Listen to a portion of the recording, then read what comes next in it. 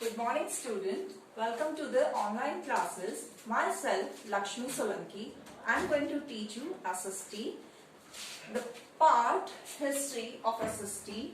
We are going to start first chapter. The tracing changes through 1,000 years. पिछले 100 सालों में, हजारों सालों में जो भी changes आए हैं, हम उनको एक बार देखते हैं. Yesterday we discussed about it. Few points we already discussed, and the next topic is archaeological sources. Archaeological sources क्या होते हैं? पुरातत्व साधन, जिनके द्वारा हम ये जानते हैं कि जो मध्य युग और उससे पहले का जो युग था उसमें शासन व्यवस्था या जो भी वो सिविलाइजेशन थी वो कैसी थी. So let's read about it. Archaeology is a specialized science dealing with the material remains of post-civilization. Sources of archaeology include the remains of building, pottery, weapons, or ornaments and other antiques which are of immense value in the reconstruction of the socio-cultural and political history of medieval India. Archaeology क्या है? यह एक ऐसा विज्ञान है जिसके द्वारा हम ये जानते हैं कि हमें जो अवशेष मिले हैं पुरानी सभ्यताओं के, उसके बारे में हम जानते हैं. इन साधनों के द्वारा हम ये जानते हैं कि उस शासनकाल में बिल्डिंग्स कैसी हुआ करती थी, पॉटरी उनके बर्तन कैसे हुआ करते थे, वेपन्स उनके हथियार, उनके ऑर्नामेंट्स मीन उनके आभूषण, और उनकी जो भी चीजें थी वो कैसी हुआ करती थी, और उनको बहुत ही अत्यधिक डीप वे में हम जान पाते हैं और ये जान पाते हैं कि उनका सामाजिक और राजनीतिक इतिहास मध्य युग में कैसा था. The point of archaeological source.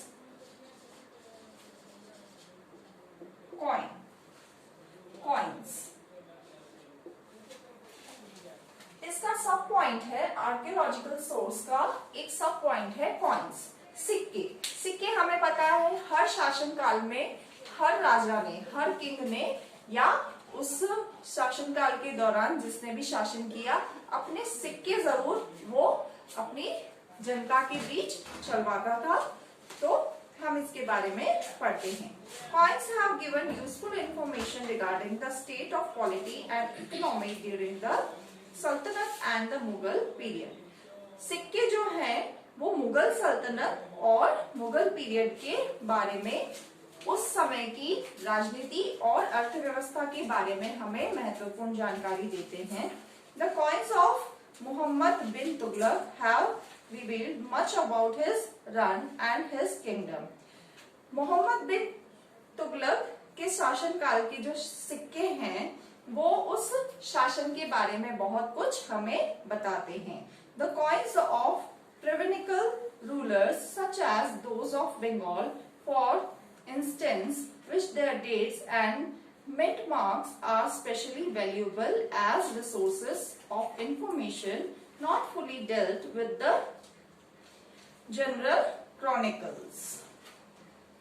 जो सिक्के प्रांतीय रूलर, जो बंगाल के प्रांतीय शासक थे, उनके द्वारा बनाए गए जो सिक्के थे उस शासन काल में, वह उस समय की टकसालों के हमें उदाहरण देते हैं और बहुत ही सारी महत्वपूर्ण जानकारी उनके इतिहास के बारे में हमें देते हैं. Now the next point is epigraphic sources. Epigraphic sources क्या होते हैं? जो पुरालेख, जो पुराने समय में लिखे हुए जो लेख थे उसे हम किसके द्वारा समझ पाते हैं? एपिग्राफिक सोर्सेस के द्वारा. एपिग्राफिक सोर्सेस क्या है? जो पुरालेख, पुराने समय में जो कुछ भी लिखा होता था, जैसे हमने कल पढ़ा था कि पुराने समय में जो कुछ भी वो अपने विचारों को व्यक्त करते थे वो या तो वॉल्स पे लिखते थे या लीव्स पे लिखते थे. तो इस तरीके से जो कुछ भी लिखा होता है इतिहास से जुड़ा हुआ, वो हम किस में पढ़ सकते हैं, किन स्रोतों के, किन सोर्सेस के माध्यम से पढ़ सकते हैं, एपिग्राफिक।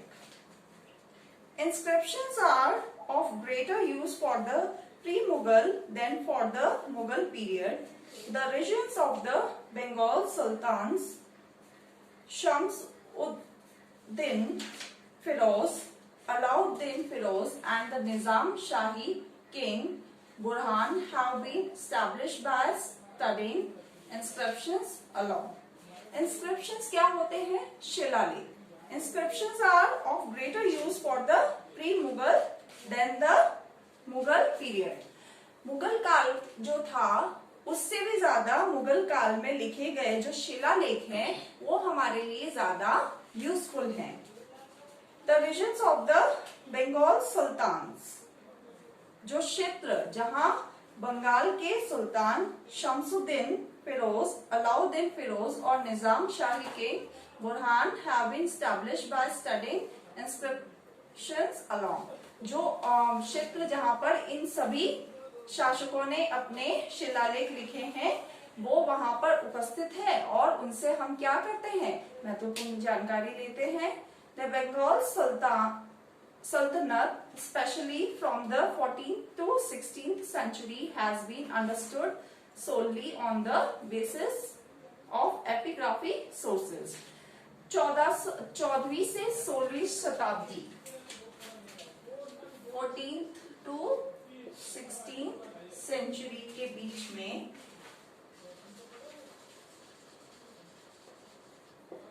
14th से 16th सेंचुरी के बीच में जो भी सल्तनत्स आई थी, बंगाल की जो भी सल्तनत्स आई थी, उनके बारे में अगर हमें पढ़ना है तो केवल हमें शिलालेखों के माध्यम से ही पढ़ पाएंगे, क्योंकि उनके दूसरे कोई अवशेष वहां पर उपस्थित नहीं है।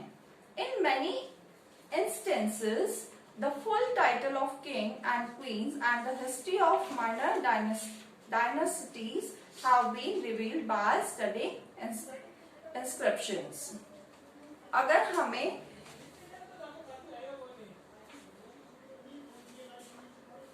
ये उदाहरण के तौर पर देखना है कि उस समय के जो राजा और रानियां हुआ करते थे उनके इतिहास की जो भी छोटी से छोटी शासनकाल की व्यवस्था या राजवंशियों के जो शासनकाल थे, अगर उनकी व्यवस्था के बारे में या उनके शासनकाल के बारे में अगर हमें जानना है तो हमें इन शिलालेखों को पढ़ना होगा।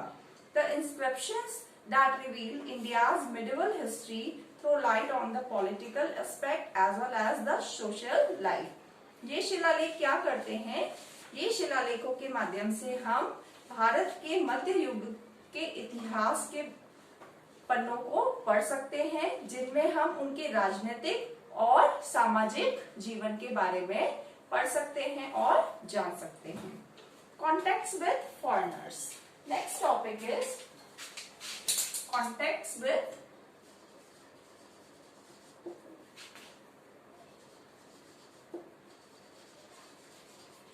foreigners. जो विदेशी हुआ करते थे, जैसे कि कल हमने पढ़ा था कि फॉरेनर जो वर्ड है वो पहले दूसरे टाउन से आए हुए लोगों के लिए यूज किया जाता था एंड देन बाद में दूसरे देशों से आए हुए व्यक्तियों के लिए यूज किया जाने लगा। तो जो कांटेक्ट था, जो संबंध या संपर्क उन विदेशी लोगों से था, उससे हमें क्या जानने को मिलता है? During 700 and 1750 AD, during 700 and 1750 AD, इस समय के बीच में a number of people such as the Arabs, the Turks, the Mughals, the Chinese and the Europeans came to the subcontinent, being attracted by its wealth. अब ये सब continent word हमने किसके लिए यूज किया है? इंडिया के लिए, क्योंकि कल हमने ये पढ़ा था कि सब कॉन्टिनेंट इंडिया हम किसे बोलेंगे? जहां उसकी नेबरिंग कंट्रीज भी उसमें इंक्लूड होगी। तो 1700 टू 1750 एडी के बीच में जो लोग अरब से आए थे, टर्की थे, मुगल थे, चाइनीज थे या यूरोपियन थे, वो हमारे भारत हमारा पैसा या हमारा धन धान्य देखकर अट्रैक्ट होकर आए थे। Among such political groups were the early Muslims invaders like Muhammad of Ghazni and Muhammad Ghori। अगर हम देखें कि इन सबके बीच में राजनीतिक पहलू से जुड़ा हुआ कोई मुस्लिम राजा आक्रामक जो था वो कौन था? मोहम्मद गजनी और Mohammad Ghori. They were followed by other Turks who founded the Delhi Sultanate। ये उन लोगों को, उन टर्की लोगों को फॉलो करते थे जिन्होंने दिल्ली में अपनी सल्तनत को कायम रखा था। The Delhi Sultanate was uprooted by a new group of people from Central Asia known as Mughal, who established the Mughal Empire in 1526 AD।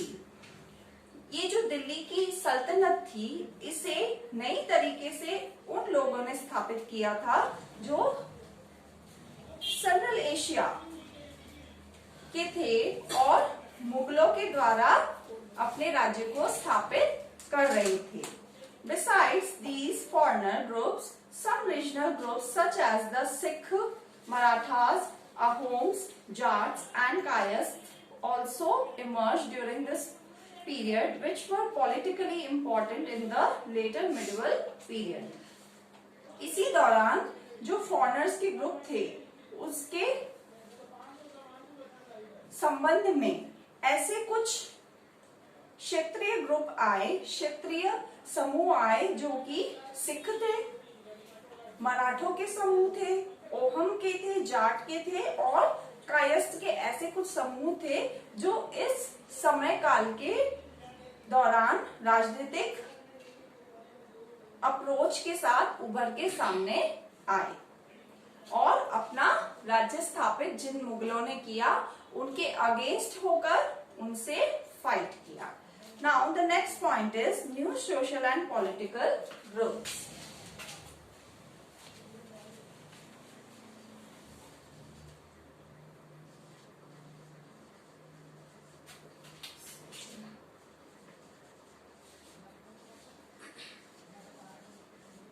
New social and political groups। अब नए सोशल, सामाजिक और राजनीतिक समूह कौन कौन से थे? A variety of social, political, economic and technological developments took place between 700 AD and 1750 AD। वही समय काल जो फॉरेनर्स के साथ जुड़ के आया था, उसी समय काल में सोशल और पॉलिटिकल चेंजेस जो थे वो क्या थे? Let's have a look. सामाजिक, राजनीतिक, आर्थिक और तकनीकी विकास के लिए इस टाइम पीरियड को 700 AD से 1750 AD के काल को बहुत महत्वपूर्ण माना गया। Some of the technical changes associated with this period are। इस समय काल में कुछ तकनीकी विकास जो कि इस समय काल से संबंध रखते हैं वो ये हैं। Persian wheel in irrigation. हमने ये देखा है कि एक कुएं के अंदर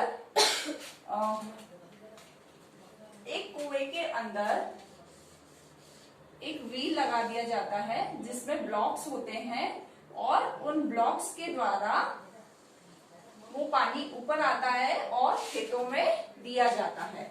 इसे हम बोलते हैं पर्सियन व्हील इन इरिगेशन। सिंचाई के लिए इस पर्सियन व्हील का आविष्कार इसी युग में हुआ, इसी काल में हुआ। स्पिनिंग व्हील इन वेविंग, चरखा जिसे हम बोलते हैं चरखा, चरखे का आविष्कार भी इसी काल में हुआ और चरखे की जो टेक्नोलॉजी थी उसको भी अपनाया गया। फायर आर्म्स एंड कॉम्बैट, जो लड़ाई के लिए जो अग्नि स्रोत होते थे, अग्नि अस्त्र होते थे, जो अस्त्र शस्त्र जो वो यूज करते थे उस शासनकाल के लोग, उसमें आग का यूज किया गया। And now next, new foods and beverages like potato, corn, chillies, T and coffee.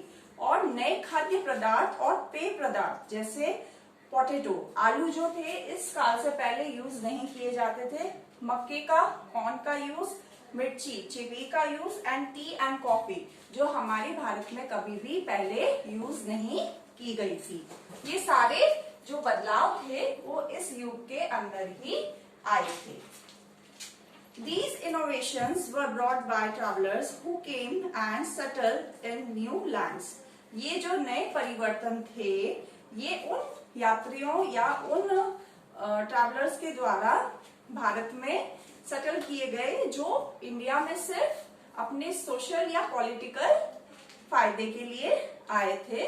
This was a period of social, economic, political and cultural change. ये समय सामाजिक, आर्थिक, राजनीतिक और हमारे जो रीति रिवाज है इनके बदलाव का समय था। This was the age of frequent mobility of groups of people who traveled long distances in search of livelihood. ये समय काल ऐसा काल था जिसमें लोग एक समूह के रूप में एक जगह से दूसरी जगह घूमते थे अपना जीवन यापन करने के लिए। The society was becoming more complex between 1700 AD to 1750 AD. जो सोसाइटी थी, जो समाज था, वो बहुत ही जटिल हो गया था इस समय काल में। And many more social changes took place during this period. और भी बहुत तरह के सामाजिक बदलाव इस समय काल में आए थे। Some of social groups played a crucial role to bring changes during medieval period.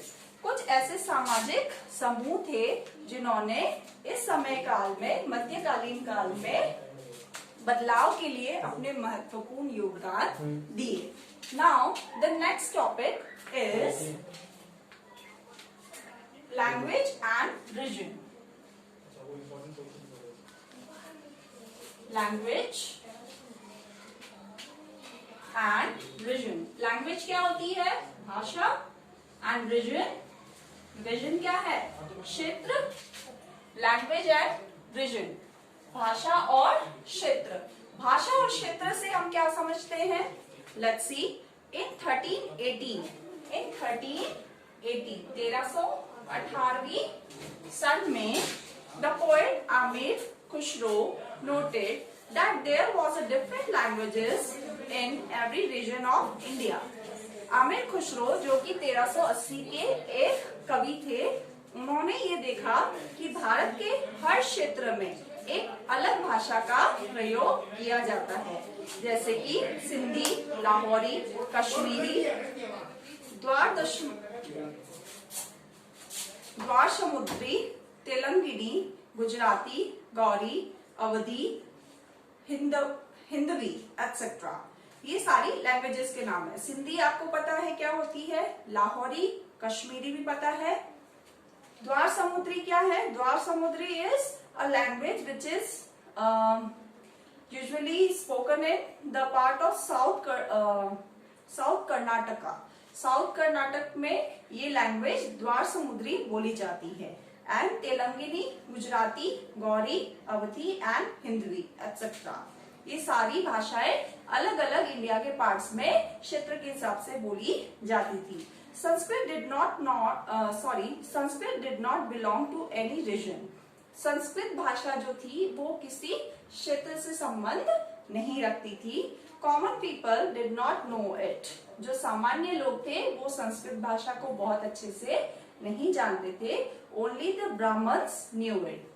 सिर्फ ब्राह्मण वर्ण के लोग ही संस्कृत भाषा को अच्छे से जानते थे। So children, I hope you understand well these points. Thank you.